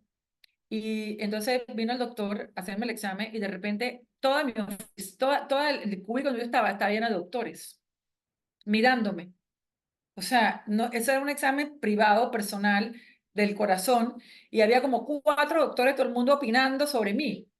O sea, yo estaba joven, yo no dije nada, lástima que no estaba con una amiga, porque evidentemente fue agresivo, porque en verdad ellos lo que estaban viendo a alguien que para ellos era diferente o lo que sea, y era joven, y ¿me entienden? Entonces abusaron de su posición como doctores, y siempre lo recuerdo con mucho dolor porque no le podía decir nada, porque simplemente estaba haciendo, porque donde yo le digo algo, pareciera como que yo era la loca, porque eso es lo que nos pasa mucho a las mujeres, que uno dice algo y somos las locas. Entonces uno lo vive, o sea, todo el tiempo uno vive como mujer, como joven, vive lo que yo le llamo que son micromachismos, y uno de verdad, y yo, por sobre todo, y yo tampoco tenía herramientas para decirles nada. Hoy día creo que hay muchas más herramientas, así que sí les recomiendo a las jóvenes que están aquí que aquí dice, hay violencia obstétrica también, por supuesto que la hay. Entonces, le digo a las jóvenes que usen esa herramienta para hacer ese, como yo le digo, hacen micromachismo, nosotros tenemos que hacer microterrorismo, pero microterrorismo feminista, en el sentido de contestar y decirle que esto que no, poner los límites y saber que hasta ahí que uno llega, porque en verdad uno tiene que poner los límites. Bueno, seguimos. Vamos a ver, feminismo y el sistema patriarcal, el poder según Max Weber. ¿Qué quiere decir esto? El poder se define como un sistema, o sea, hay diferentes visiones del feminismo y el poder.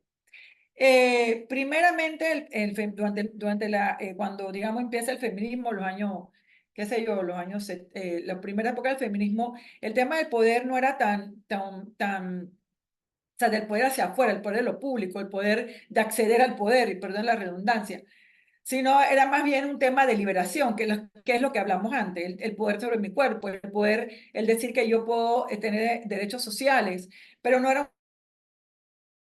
tanto, no era tan relevante el tema en la lucha feminista, no era tan relevante el tema de la toma de poder. Eso fue algo que vino después, ya mucho más adelante, en el siglo pasado, a final del 95, con allá cuando se forma unas mujeres, etcétera, en China. Entonces pero entonces hay una visión del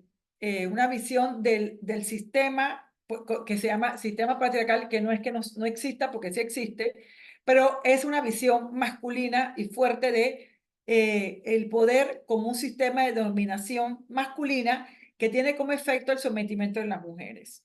Entonces, no es, o sea, efectivamente, esa visión o esa concepción feminista del poder y del sistema patriarcal como un sistema de dominación masculina que tiene como efecto el sometimiento de las mujeres. Y eso es lo que estamos hablando ahorita. Ahora lo que hemos visto ejemplos de sistema de dominación masculina. Y hemos visto todo el tiempo, hemos visto cómo el sistema patriarcal nos quiere mantener en ciertas posiciones, en ciertos roles, en ciertos temas, y cómo las mujeres hacemos resistencia frente a eso. Entonces, esa visión de nosotros contra ustedes, digamos que tiene que ver con la visión de poder según Max Weber o según también Hobbes, que es el poder de dominación, ¿no? Mientras cuando vemos el concepto de poder según Hannah Arendt, como lo vimos antes, donde hay un poder hegemónico, es decir, que también donde podemos rescatar que no somos solamente víctimas, que también nosotros podemos crear nuestras relaciones hegemónicas y entonces que la mujer pueda tener su propio poder dentro de la sociedad. No sé si me explico. O sea, que no solamente estamos, porque cuando hablamos de un sistema patriarcal, pareciera como que, o sea, no es que no existe, hago constar, de mi punto de vista sí existe, pero cuando hablamos de eso pareciera como que somos víctimas y no es un tema como fatalista y que no podemos hacer más nada porque es un sistema patriarcal que nos viene encima, se nos cae y nos inmoviliza, pero no. Cuando vemos el poder del punto de vista de como vimos de Hannah Arendt, que es un poder que lo podemos lograr entre todos y donde hay podemos buscar un consenso. Entonces ahí vemos un feminismo donde nosotras como mujeres nos unimos y logramos cambio en la sociedad. ¿Me explico? No sé si me explico, es un poquito, no, es un poquito sutil la diferencia, porque no es que no exista el sistema patriarcal, porque sí existe, y el sistema patriarcal sí nos domina en muchas cosas, pero también nosotras, cuando hemos unido, y nuestra unión hemos logrado fisura en este sistema, y tampoco somos víctimas del sistema 100%, también tenemos una capacidad de salirnos de eso, y por eso que veo esa visión de Hannah Arendt como la capacidad también de poder tener nuestro poder. No sé no sé si queda claro. Y por eso que la idea de lo universal en el sentido de que del feminismo, la idea del poder de las mujeres, del poder tener todos los temas que hemos hablado nosotros, de descubrir que hay elementos que nos condenan, pero también de descubrir que tenemos las herramientas para vencer esos elementos que nos condenan. No sé si me explico. Por eso que digo que al final el reto del feminismo es la capacidad de ser efectivo, de marcar la diferencia en el mundo, del derecho a ser tomado en serio, en conjunto e individualmente. Entonces yo creo que cuando vemos esas digamos, esta fuerza que se opone, ¿no?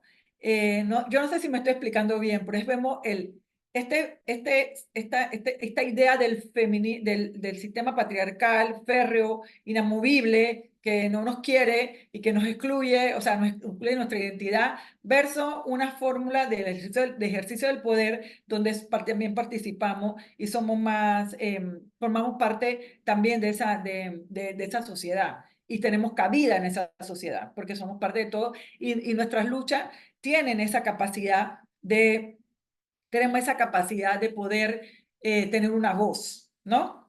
Y por eso no somos simplemente víctimas, sino que justamente por lo que decía, creo que Cristina Vallejo, decía que, bueno, tiene 23 años y que ella sabe que tiene un montón de mujeres atrás que le abren un camino.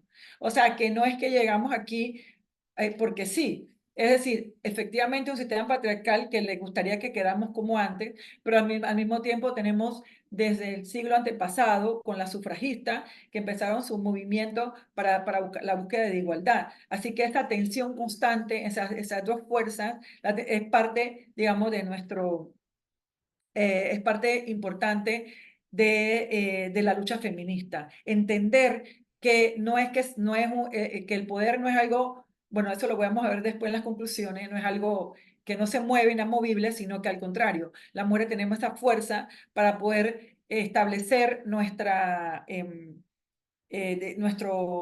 deseos, nuestros parámetros o nuestra agenda en las políticas públicas, ¿no?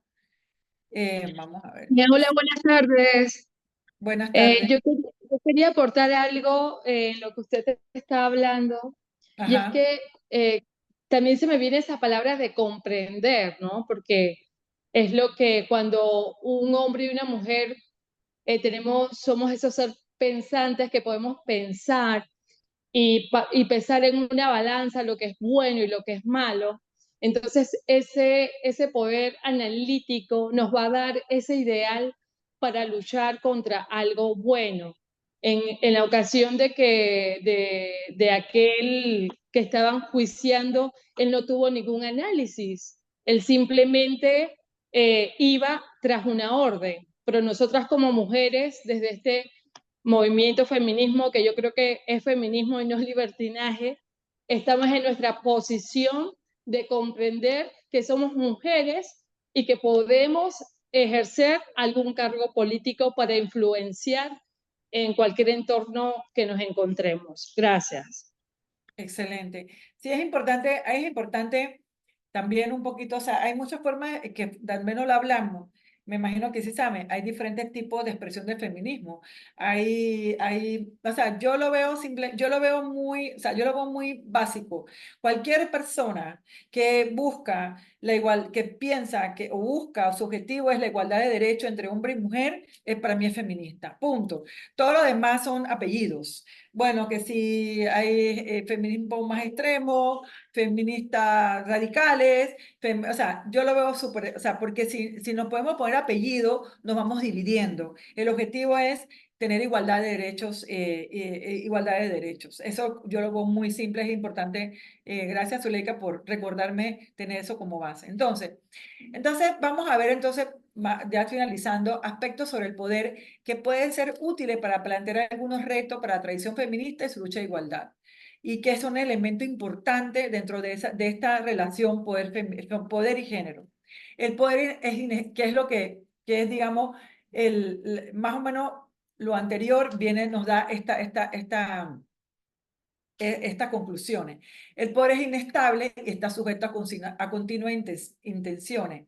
Por eso, no se debe ver el patriarcado como un ejercicio homogéneo de poder de los hombres, ya que el patriarcado está sujeto a diversas tensiones que abren la posibilidad de generar alianzas entre grupos feministas y otros sectores de la sociedad. ¿Qué quiere decir eso? Como lo estaba diciendo antes. O sea, o sea, hay muchas relaciones que van cambiando, las mujeres debemos buscar aliados, hay muchos hombres que son, bueno, ahora está todo el tema de las masculinidades, no me acuerdo cómo se llama, de las Masculinidad diferentes... desconstruida. Exacto, exactamente, gracias. Entonces, es decir, no existe ese poder homogéneo del patriarcado, sino que podemos buscar, ver que como el poder cambia, es inestable, tiene tensiones, nosotros como mujeres podemos, como grupo, podemos meternos y generar cambios, ¿no? Por otro, el poder es detentado por un grupo que puede hablar en nombre de otros grupos. Si el poder no es monolítico, entonces concebir el patriarcado como un sistema de opresión de los hombres sobre las mujeres puede llevarnos a una generalización que dificulta apreciar las diferentes tensiones de género que se dan entre los hombres. Y de ahí devuelvo la construcción de alianza. Es decir, tenemos que abrir nuestra mente y decir, bueno, no es que somos, no es solamente que, bueno, lo que le decía antes, que no es un sistema patriarcal inamovible, sino que al contrario, es un sistema que nos permite crear diferentes objetivos, crear diferentes alianzas y objetivos comunes, ¿no? Y el poder se ejerce desde cualquier lugar. Entonces, que en dice, reconsideración conceptual del término poder también debe incluir las expresiones de en las relaciones interpersonales, siempre y cuando consideremos que si queremos comprender el ejercicio del poder para resistirlo, también debemos incluir el estudio de las configuraciones de la subjetividad desde una óptica política. Es decir, en pocas palabras, no solamente el poder, estamos hablando del ejercicio del poder político, del ejercicio del Estado, sino también podemos ejercer el poder desde diferentes esferas, ¿me explico? Y plantar esa semilla de la igualdad de género, si no quiere poner, por eso que yo decía, así como hay micromachismo, podemos hacer microterrorismo feminista, ¿me explico? Aquí dice, existe violencia hacia la mujer cuando se da la trata de mujeres. Totalmente, totalmente es así. Así que no sé si tienen alguna pregunta sobre esto, porque es bien importante entender esa relación, esa capacidad que tenemos las mujeres para romper los moldes, patrones, para romper este ejercicio del poder que no es hegemónico, sino que también nos unimos y también hacemos la fuerza. En conclusiones, en realidad los movimientos de las mujeres tendrían que reconocer, y esto es bien importante, esto último, que ya constituyen un factor relevante de poder en buena parte de nuestras sociedades. Es decir, pese a limitaciones de todo tipo, tienen capacidad de influir en la creación de instituciones. Tenemos un montón de instituciones. De hecho, ya en el país, en Panamá, ya tenemos el Ministerio de la Mujer, tenemos Instituto de la Mujer en casi todo, tenemos la Oficina de Género. Es decir, tenemos lugares donde desde los espacios desde los cuales las mujeres podemos, digamos, difundir o crear la conciencia de que tenemos derechos y que somos individuos, ¿no? Y podemos influir en esas políticas públicas. Aquí dice la capacidad de influir en la creación de instituciones, en las asignaciones presupuestales, en la definición de marco jurídico. Mira todas las leyes que tenemos nosotros, bueno, desde montones de años, un montón de mujeres que fueron diputadas y que lograron cambio legislativo importante. Por ejemplo, el Código de la Familia cambió completamente el concepto de las relaciones matrimoniales, o simplemente una demanda de inconstitucionalidad que nos quitó la obligación de usar el apellido de casada, ¿no? Es decir, hay esos espacios, ¿no? Y en la construcción de nuevos imaginarios culturales y sociales, como no somos la parte más débil. Hemos visto un montón de propagandas donde se habla de que ser mujer es cool, de que qué bueno es ser mujer, la capacidad de las mujeres, o todo esto. Hay un montón de información sobre qué es ser mujer, qué significa ser mujer, cuáles son las cualidades de las mujeres, ¿no? Pero quizás, y esa es la parte con la que quiero concluir, porque es bien importante, el mejor indicador de su poder, de nuestro poder de las mujeres, es la embestida conservadora que se registra en la región latinoamericana. Dada la virulencia con que se atacan las posturas feministas, es claro que para esos grupos los movimientos feministas ya son reconocidos como factores de poder y son combatidos para disminuir su capacidad de influencia. Esto es bien importante porque yo no quiero meterme con ninguna religión ni nada, todo el mundo, pero sí hay movimientos conservadores fuertes que quieren regresar a la mujer a la casa. Yo la escucho todo el tiempo, la mujer, el lugar de la mujer, o sea, yo no recuerdo en los años 80, 90, diciendo que el lugar de la mujer es en la casa. Sin embargo, ahora lo veo con mucha más fuerza y mujeres hablándolo así también. Entonces, realmente, yo creo que los voy a dejar con estos 3 temas que, no sé, quiero parar un momentito. Ya faltan 10, 15 minutos. Quiero un poquito hablar sobre el tema. Ustedes están viendo cómo hay, volvemos al tema de antes. ¿Ustedes creen que hay, o sea, que sí peligra el movimiento de mujeres, que sí hay una embestida conservadora, o no lo ven? Quiero saber su opinión. Bueno, yo justamente hace unos días venía de un conversatorio en Cartagena donde justamente se hablaba de gobernanza y incidencia política a favor del feminismo. Y, o sea, muchos sectores sí reconocen que hay una contracultura, no llamémosla machista, pero sí conservadora, en donde eventos de la última década han provocado un latigazo hacia atrás. Por ejemplo, se hablaba acerca de cómo el movimiento Me Too, que a todas luces es una victoria del feminismo, también trajo como consecuencia que muchos hombres que antes se atrevían a apoyar abiertamente el feminismo se vieran eh, malamente señalados o asustados de que los fueran a responsabilizar de algo. Entonces se pierden esos apoyos de antes. y de si hay sociedad, o sea, si se ve, por ejemplo, en Argentina se desmanteló el Ministerio de la Mujer, en muchos países se le está quitando el financiamiento a, a prácticas públicas que iban destinadas a justamente promover los derechos reproductivos de las mujeres. Entonces, sí hay una contracultura que yo creo que tenemos que tomar en cuenta y buscar las estrategias con las cuales también sumar a las nuevas generaciones a la lucha feminista, que tal vez al no ver los grandes ejemplos de violencia que vieron otras generaciones, lo disminuyen de alguna manera, ¿no? Entonces, sí, sí, o sea, sí es una realidad, pero no creo que sea la pérdida de la batalla por completo. No, no, gracias, Leopoldo. Mira, yo no creo que sea la pérdida de la batalla, pero sí tenemos que estar muy conscientes. Fíjate lo que pasó. Bukele tiene absolutamente prohibido cualquier tema que tenga que ver, porque lo que le llama la famosa ideología de género, que en verdad es una narrativa en contra de la lucha feminista, o digamos, ni si simplemente de la equidad de género. O sea, yo ni siquiera me voy a meter adentro, pero tiene que ver con los derechos reproductivos, tiene que ver con el tema de que, de que mi cuerpo es mío.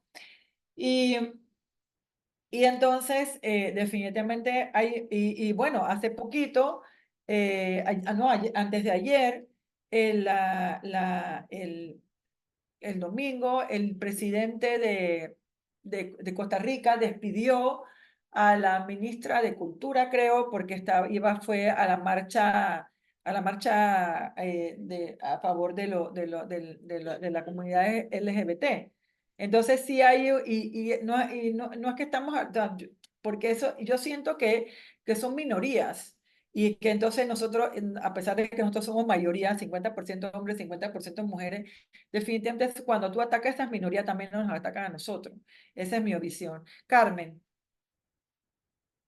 Sí, buenas tardes. Yo coincido con lo que dice la profesora en el sentido de que creo que es muy importante tener en cuenta que en el tema de derechos, así como hay avances, también existe la posibilidad que haya retroceso.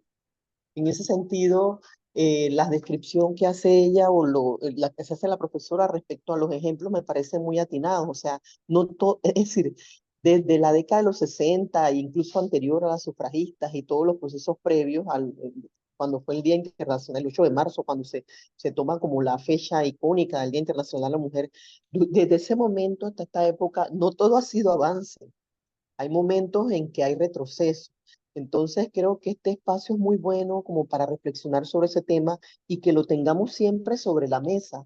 O sea, no todo va a ser siempre avance, es decir, esa posibilidad de retroceso estará siempre pendiendo sobre nuestras cabezas como una espada de Damocles, ¿no? Y lo que quería decir es que ese tema, por ejemplo, de descalificar o deslegitimizar el movimiento feminista, es un tema que ha estado desde siempre. En diferentes momentos cobra mayor fuerza, mayor auge. Por ejemplo, si ustedes ven muchas veces en las redes que uno lee tantas cosas, hay gente que utiliza el calificativo de feminazi. Y cuando uno ve el trasfondo y buscamos la historia, yo las invito a los que estamos acá, es un trasfondo por demás negativo. Es una persona que lo que hace es negar, tal cual como dice la profesora, los derechos de las mujeres. Detrás de todas esas posiciones están justamente esos sectores que están en total desacuerdo con que las mujeres sean profesionales, con que las mujeres, que me alegra mucho saber que en esta sala hay jefas de departamento, de dirección, que ocupen posiciones de poder, mujeres osadas que pretenden ser presidentas de una asociación de ejecutivos de empresas. Por Dios, ¿dónde se ha visto eso? O sea, ese tipo de sector con sus comentarios y sus ataques lo que buscan, y ellos están conscientes que lo que quieren es que haya un retroceso. Quería solamente hacer esa acotación porque al final sí es importante saber que mucho de esto que uno escucha en los medios y suelen ser muchas veces así, se lo hacen pasar a uno así como muy maquillado y uno no se percata. No hay, a mí no, yo no tengo ningún problema con la participación de las mujeres, al contrario, yo las apoyo, pero oye, desde que ellas empezaron a trabajar, mira cómo anda este país. No, no, no, ellas tienen que hacerse cargo de sus hijos, o sea, regresen otra vez a la casa. O sea, me explico, por un lado no te lo dicen de frente, como bien dice la profesora, esos son micromachismos, pero te lo van a matizar.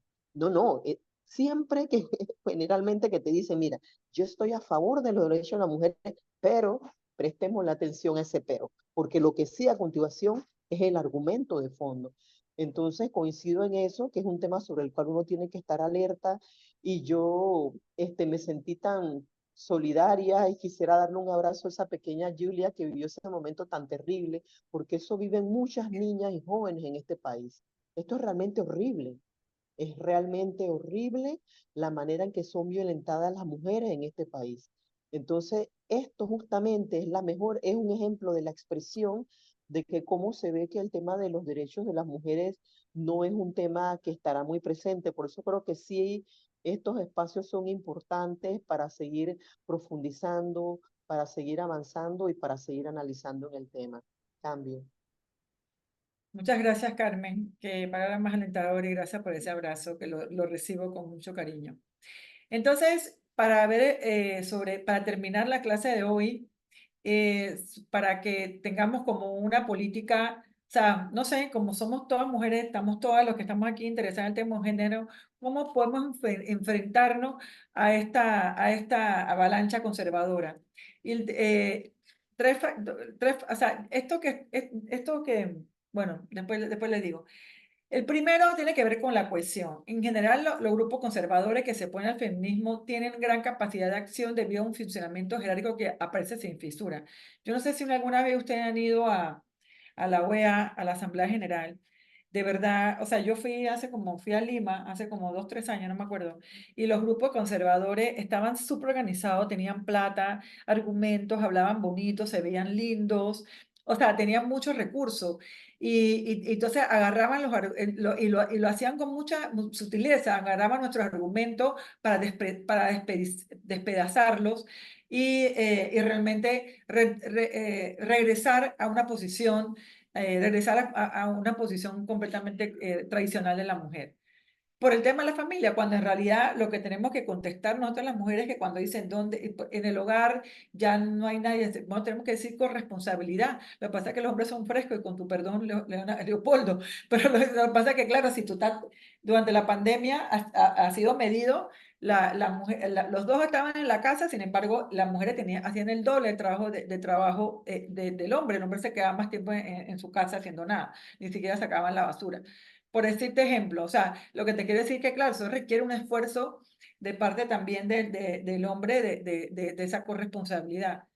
En segundo está el tema de la narrativa, que se busca imponer como hegemónica. En este sentido, las posiciones conservadoras han logrado colocar un discurso claro y comprensible en el sentido de que la ideología de género representa una amenaza a la vida y los valores sociales. O sea, yo cada vez que escucho la palabra ideología de género, hasta que me da, no sé, no sé, lo que sea, porque no, o sea, ¿cómo va a representar una amenaza a la vida de los valores, a los valores sociales, el querer ser iguales nosotros las mujeres que los hombres? ¿Me explico? Entonces, realmente, de repente a las mujeres nos falta, digamos, a las mujeres que buscamos esa equidad, nos falta tener una narrativa un poquito más equilibrada, más de centro, y mucho más, con un discurso que sea más para las mujeres, para las niñas, quién sabe, más atractivo. Porque, por ejemplo, ya son las 3:24, rápidamente, yo tengo una nieta que desde chiquita yo le hablo de feminismo, evidentemente.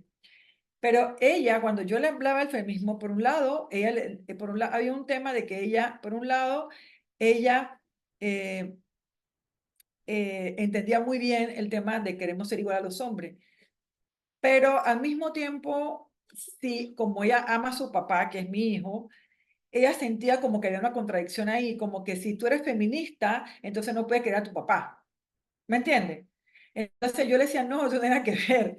No es que los hombres son los malos, por eso hablaba del sistema patriarcal, como que todos los hombres son malos. No. Entonces tú tienes que buscar alianza, tienes que buscar un término medio. Y entonces hay que esa narrativa un poquito más, bajarle un poquito bajarle el tono, pero mantener esa búsqueda de la igualdad de género. Y finalmente, el tema de la alianza, que siempre como que retomamos el tema de la alianza, que se tiene que tomar, tenemos que, entre el movimiento de las mujeres, hacer alianzas temporales en torno a temas concretos, es decir, tenemos que buscar aliados coyunturales frente a temas concretos que nos una y que de alguna manera logren logren el avance y no los retrocesos. Así que bueno, esto es, no sé si quieren aportar algo más. Tenemos unos 5 minutitos, pero hasta aquí llegamos el día de hoy. ¿Alguien, algún aporte? Por lo menos sobre este tema de no sé, sobre qué otros elementos ustedes creen que debemos tomar en cuenta en esta andanada conservadora. A mí me preocupa, sinceramente. A mí me preocupa porque cuando yo estaba joven jamás pensé que íbamos a retroceder. Cuando estaba más joven, hago constar. Cuando estaba más joven. Y no, jamás pensé que iba a tener que preocuparme por el tema de la ideología de género y que eso se casaba con el tema de la iglesia. Yo soy católica, yo voy a la iglesia, pero cada vez que el cura me habla de ese tema, ya yo no quiero ser, no quiero ser católica, pero si tú eres una buena católica, entonces tienes que irte, someterte a la ideología de género. Entonces me explico, siempre las mujeres nos ven una disyuntiva bastante difícil, porque si somos buenas católicas, entonces no podemos buscar la igualdad de género, entonces tenemos que buscar una narrativa un poquito mejor para nosotros. ¿Alguien quiere comentar algo? Solo una acotación con relación a lo último que mencionaba, porque una cosa es la perspectiva de género, que es valorar las necesidades y las condiciones que viven hombres y mujeres que son muy distintos, los retos que tienen son muy distintos, y eso otro que si bien señalas que es sobre el tema de ideología de género, que es desvirtuar, ¿verdad? Todo el tema de los derechos humanos de las mujeres, y que por supuesto al final, como bien dices, lo que busca tal vez en ese sentido es como confundir a la población y crear entonces ese conflicto, ¿no? Luego las personas se ponen a pensar, bueno, si lo hago, como bien dice, voy en contra de los preceptos como me han enseñado, ¿no? Entonces, sí, definitivamente sobre eso era solamente el comentario, cambio. Claro. No, estos espacios son importantes para que las mujeres podamos conversar y hablarlo, porque nada es blanco y negro, es difícil, es complejo, no es fácil. Alguien hizo un comentario. Todos debemos tener la capacidad de hacer el bien. No, este no es. El último. Julia, No. yo creo que nosotros tenemos que apostar a la humanidad, ¿no? Más que otra cosa, porque igual somos todos seres humanos. Así mismo. Con el tema de la ideología de género, sí han tratado de demonizar el concepto. Entonces, ¿qué nos toca, siento yo, qué nos toca hacer? Porque puede haber, hay muchas lecturas,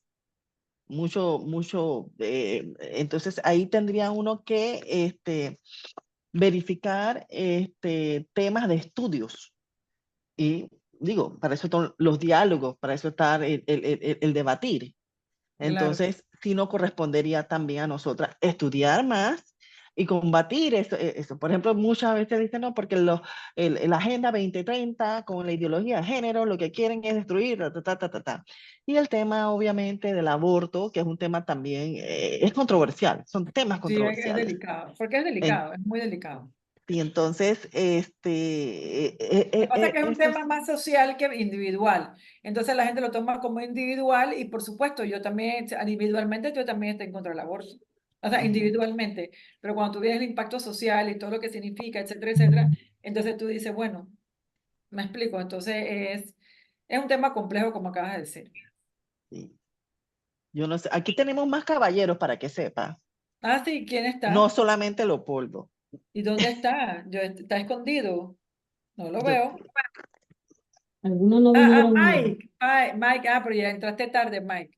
Bueno, la verdad es que los tengo que dejar porque son las 3:29 y tengo cosas que hacer. Mañana nos vemos a la misma hora. Espero que les haya gustado la clase. Le quería comentar que el jueves lo que vamos a hacer es que les voy a dar un trabajo, o sea, lo que vimos hoy, se basa en 2 lecturas. Les voy a dar las 2 lecturas, se las voy a mandar a Daisy para que ustedes las tengan. Y entonces el jueves, en lugar de dar clase conmigo, van a hacer un trabajo van a hacer un trabajo respondiendo a las preguntas que están hay como 3, ¿cómo que se llama? Bueno, en el temario de ese día, ahí, espérate, instituto.